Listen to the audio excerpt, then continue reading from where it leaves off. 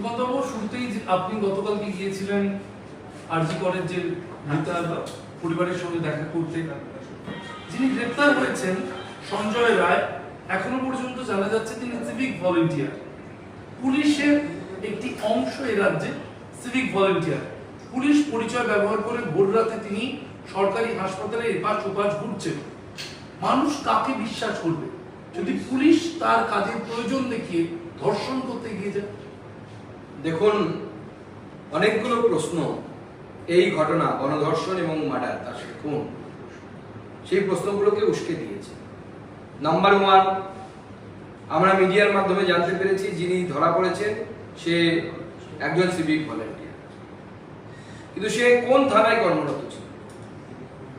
ওই এলাকার কোনো থানায় কর্মরত তো ছিলেন না, আমরা যতদূর খবর পাচ্ছি এখন পর্যন্ত। সেই রায়বাবু, মাননীয় মুখ্যমন্ত্রী শান্তনুবাবুকে দিয়ে পুলিশ ওয়েলফেয়ার বোর্ড তৈরি করেছে।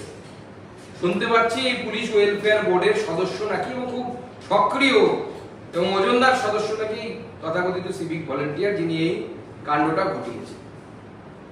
এর আগেও আমরা দেখেছি আদালতে রাজ্য সরকারকে গিয়ে মুখ পড়েছে যে সিভিক ভলেন্টিয়ার লাঠি চার্জ করতে পারে কিনা। এমনকি যে নির্বাচন কমিশন, কেন্দ্রীয় নির্বাচন কমিশন বলে দিয়েছিল যে কোনো সিভিক ভলেন্টিয়ারকে বিভিন্ন নির্বাচনী কাজে রাখা যাবে না।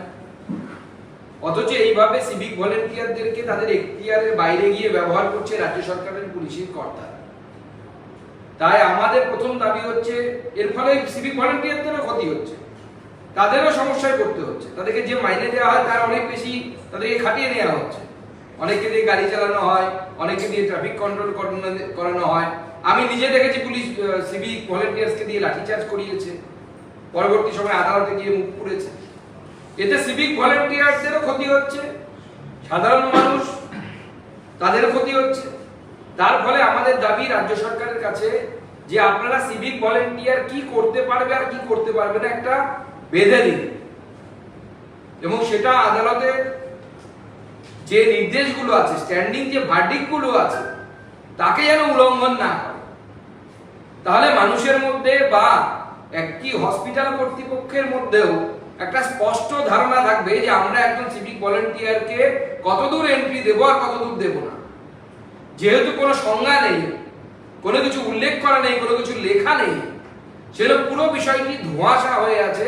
সিভিক ভলেন্টিয়াররা বারবার এইভাবে সমস্যায় পড়ছে, সাধারণ মানুষ এবং অন্যান্য হসপিটাল কর্তৃপক্ষ থেকে শুরু করে সাধারণ মানুষ রাস্তায় ট্রাফিকের ক্ষেত্রে তারাও সমস্যায় পড়ছে। রাস্তার মাঝখানে বাইক দাঁড় করিয়ে সিভিক ভলেন্টিয়ার ফাইন নেয়, পারে কি এটা সংবিধান অনুসারে, আইন অনুসারে পারা উচিত কি পারা উচিত না রাজ্য সরকার ঠিক করে দিক, তবে সাধারণ মানুষ মানবে। না সাধারণ মানুষ মানবে কেন? সে তো পুলিশের মতো পুলিশ নয়, তার দায়িত্ব, সাংবিধানিক দায়িত্ব বা পদের দায়িত্ব সেইভাবে নেই, তার পেনশন নেই, সে তারা নিজেরাও অসুরক্ষিত। সুকান্তদা, দেখা যাচ্ছে যে অনেক জায়গায় বলছি যে আরো যে প্রশ্ন উঠছে যে বাইক ব্যবহার, সাধারণত সিভিক ভলেন্টিয়াররা বাইক ব্যবহার করে থানা বা ইউনিটের বাইক, তারা যখন ডিউটিতে থাকে তখন। কিন্তু এক্ষেত্রে দেখা গেল যে এই সরকারি গাড়ি সে সরাসরি ব্যবহার করে, তার নামে বরাদ্দ করা রয়েছে গাড়ি এই সঞ্জয়ের নামে, এবং পুলিশ ব্যারাকে থাকার নিয়মতা নেই, তা সত্ত্বেও দিনের পর দিন ফোর্ট ব্যাটালিয়নের ব্যারাকে এই সঞ্জয় থাকছে। দেখুন, এই যে মুখ্যমন্ত্রী যে পুলিশ ওয়েলফেয়ার বোর্ড তৈরি করে দিয়েছেন না, এই পুলিশ ওয়েলফেয়ার বোর্ড যা ওই শান্তনুবাবু, যিনি কালীঘাট থানার ওসি ছিলেন এক সময়, সে তো সুপার কনস্টিটিউশনাল বডি, সে তো রাজ্যের ডিজিরও মাথার উপরে। রাজ্যের ডিজিও হয়তো একান্তে দেখা হলে শান্তনুবাবুকে স্যারটার বলে নয়। তো এইরকম যখন আপনি বডি তৈরি করে দেবেন, এটা তৃণমূলের হচ্ছে তোলাবাজ পুলিশদের লবি, তো স্বাভাবিকভাবে তার অ্যাক্টিভ সদস্য এই ব্যক্তি, এই সিভিক ভলেন্টিয়ার, সে তো গাড়ি নিয়ে ঘুরবে। এরকম যারা যারা এরকম নেতা কোচের আছে তারা এরকম করে বেড়াচ্ছে। আজ এই শান্তনুবাবু সম্পত্তির হিসাব হোক না, পুলিশ ওয়েলফেয়ার বোর্ডের মাথায় যিনি আছেন, রাজ্য সরকারকে বলছি যে তার সম্পত্তি, তার স্ত্রী, তার আত্মীয়, তাদের সবার সম্পত্তির পুলিশ ওয়েলফেয়ার বোর্ডে থাকার আগে এবং থাকার পরে এই সম্পত্তির হিসেব হোক। ক্ষমতা দেখেন মমতা বন্দ্যোপাধ্যায় শ্বেতপত্র প্রকাশ করে জানাক, বা তার পুলিশ ডিজি জানাক, ডিজির যদি ক্ষমতা থাকে, যে শান্তনুবাবু এবং তার পরিবারের আত্মীয় আত্মীয়া তাদের নামে কত টাকার সম্পত্তি আছে এবং আগে কত টাকার সম্পত্তি ছিল, যবে থেকে উনি ওয়েলফেয়ারের মাথায় বসেছেন তার আগে এবং তারপরে, এই দুটো সম্পত্তির হিসেব দিতে হবে। বলছি অনেক জায়গায় দেখা গিয়েছে যে দলের সঙ্গে, শাসক দলের সঙ্গে মধ্যস্থতার ভূমিকায় সিভিক ভলেন্টিয়াররা রয়েছে। এর আগে দুর্নীতিকাণ্ড যেগুলো প্রকাশ্যে এসেছে, অনেককে জিজ্ঞাসাবাদ কেন্দ্রীয় এজেন্সি করেছে, অনেকে আবার আটক হয়েছে। কিভাবে দেখছেন? দেখুন, সেটা হচ্ছে এই জন্য, তার কারণ হচ্ছে রাজ্য সরকারের নির্দিষ্ট কোনো নির্দেশিকা নেই যে একজন সিভিক ভলেন্টিয়ার কি করতে পারে আর কি করতে পারে। একটা ধোঁয়াশা তৈরি করে রাখা হয়েছে, সেই সুযোগ কিছু অসাধু ব্যক্তি নিচ্ছে, যাদের মনে বাসনা আছে যে আমি সিভিক ভলেন্টিয়ারের চাকরি করে কোটিপতি হব, তারা সেই রাস্তায় ঢুকে যাচ্ছে। সবাই এরকম নয়। আর সব ভুগছে কারা?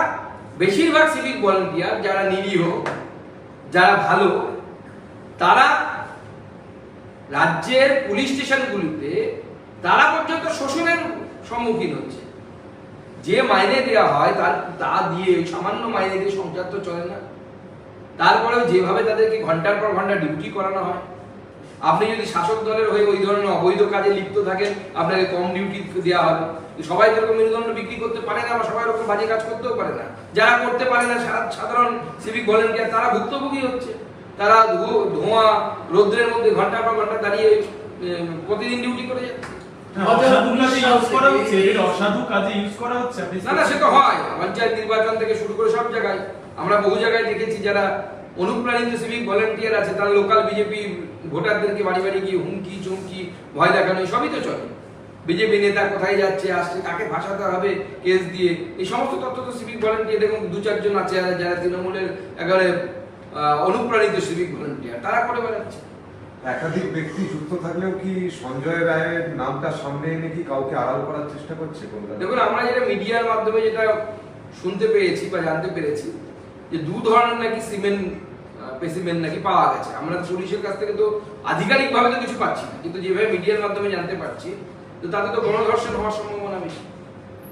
একজন মানুষ ধর্ষণ করে তো 2 ধরনের সিমেন্ট স্যাম্পল পাওয়া যাবে না।